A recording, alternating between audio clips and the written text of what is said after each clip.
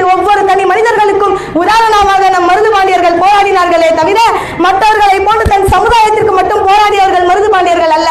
மற்றவர்கள் மட்டும்தான் தன் சமுதாயத்திற்காக போராடினார்கள். ஆனால் மருதுபாண்டியர்கள் இந்தியாவில் உள்ள ஒவ்வொருவருக்கும் ஒவ்வொரு தமிழர்களுக்கும் சார்பாக மட்டுமே போராடினார்கள் என்பது வரலாற்றுக்குரியதாகும், வரலாற்று சாதனைக்குரியதாகும் என்று தேடி சோதந்திரம் தின்று பல சின்னஞ்சிறு கதைகள் பேசி வாடி துன்பமிக உழன்று பிறர் வாட பல செயல்கள் செய்து நரை கூடிக்கிற பருவம் எய்தி கொடுங்கூச்சுக்கிற என் பின் மாயும் பல வேடிக்கை மனிதர்களைப் போல நாமும் இங்கு வீழ்வேன் என்று நினைத்தாயா என்று இல்லாமல் ஒவ்வொருவரும் தன் பிள்ளைகளுக்கு ஊட்டி வளருங்கள். நீங்களாம் நினைக்கலாம் என்னடா ஜாதி வரியை ஊட்ட சொல்றாங்களேன்ட்டு. இது வெட்டியா சாதி வரி இல்ல. நம்ம எந்த அளவுக்கு போராடி வளர்ந்து வந்திருக்கோன்ற கருத்து இது நம்ம பிள்ளைகளுக்கு சொல்லி கொடுத்தா அவங்க தவறான வாதியில போகவே மாட்டாங்க.